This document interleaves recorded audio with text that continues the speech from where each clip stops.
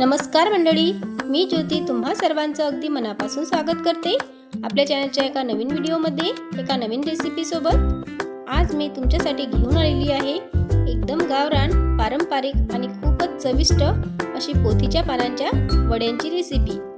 तुम्ही पाहू शकता, मस्त खमंग, कुरकुरीत आणि कमी तेलकट अशा आपल्या वड्या तयार झालेल्या आहेत। ना भाजी ना जास्त तेल, अगदी साध्या साहित्यातून तयार होणारी ही रेसिपी चहा सोबत किंवा जेवणातही मस्त लागते।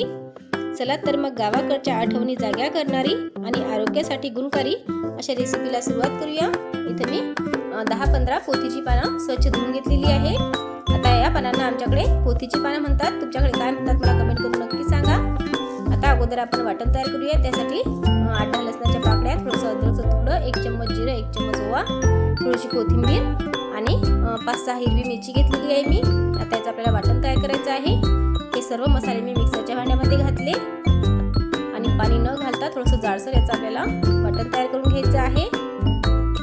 त्यानंतर आता बेसन पीठ घ्यायचं आहे। इथे मी 2 वाटी बेसन पीठ घेतलेलं आहे। त्यामध्ये आपल्याला अर्धा चम्मच लाल तिखट घालायचं आहे, अर्धा चम्मच हळद घालायची आहे। त्यानंतर 2 मोठे चम्मच मी इथं पांढरे तीळ घातलेले आहे आणि आपण जे वाटण तयार केलेलं आहे ते वाटण यामध्ये घालायचं। चवीनुसार मीठ घालायचं। त्यानंतर इथे मी 2 चम्मच चिंचेचा गोळ घातलेला आहे, म्हणजे चिंच भिजवून ते पाणी यामध्ये घातलेलं आहे 2 चम्मच। त्यानंतर अगदी थोडं पाणी घालून आपल्याला हे बेसन पीठ भिजवून घ्यायचं आहे। जास्त घट्टही नाही आणि जास्त पातळही नाही असं आपल्याला हे बेसन पीठ भिजवून घ्यायचं आहे। त्यानंतर आता या पानांचा जो देठाचा भाग असतो तो आपल्याला काढून घ्यायचा आहे। आता व्यवस्थित चाकूने आपल्याला हा जो देठाचा भाग असतो तो पूर्ण असा काढून घ्यायचा आहे। त्यानंतर आता यावरती आपल्याला वेलणे लाटून घ्यायचं आहे, म्हणजे ह्या शिरा असतात ह्या अशा लाटून घ्यायच्या आहेत। आता सर्व पानांच्या शिरा काढून मी, म्हणजे देठाचा भाग काढून मी सर्व पानं अशा पद्धतीने लाटून घेतलेली आहेत। त्यानंतर आता आपल्याला वड्या बनवायला घ्यायच्या आहे।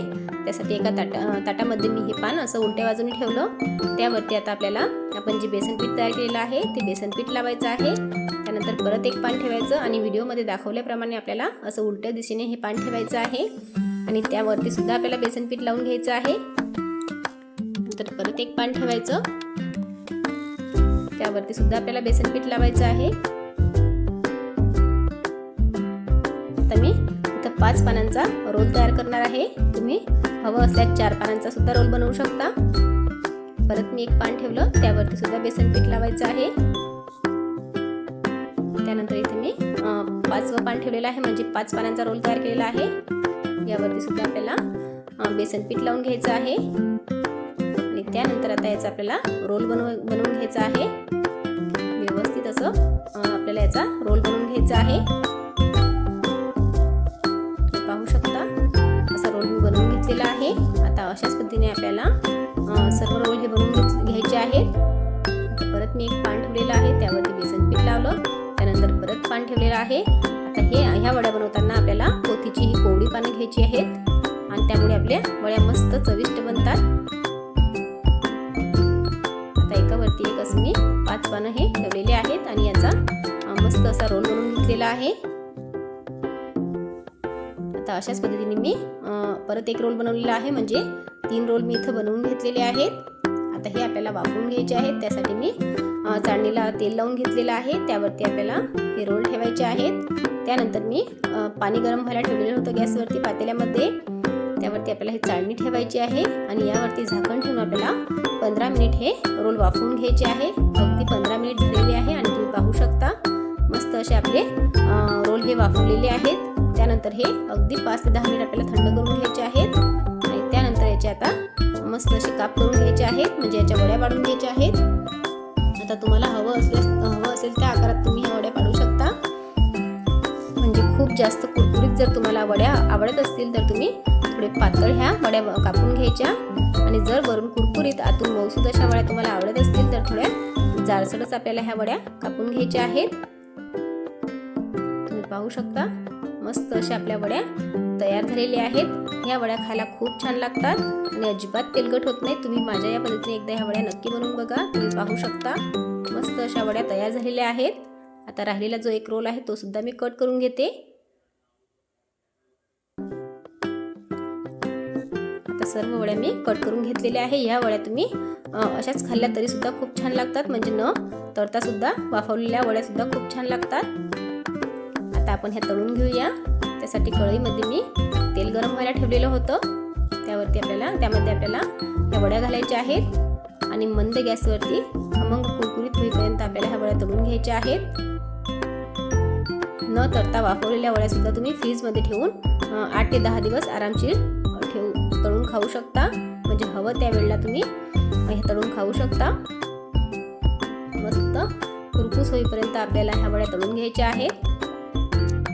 तुम्ही पाहू शकता मस्त खमंग कुरकुरीत अशा आपल्या वड्या तयार झालेल्या आहेत। आता हे आपण काढून घेऊया। आता राहिलेल्या वड्या सुद्धा मी तळून घेते। मंद गॅसवरती मस्त खमंग कुरकुरीत होईपर्यंत आपल्याला ह्या वड्या तळून घ्यायच्या आहेत।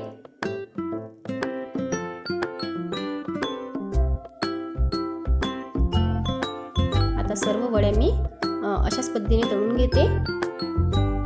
तुम्ही पाहू शकता अजिबात तेलकट न होणाऱ्या मस्त खमंग कुरकुरीत अशा आपल्या पोथीच्या पानांच्या वड्या तयार झालेल्या आहेत।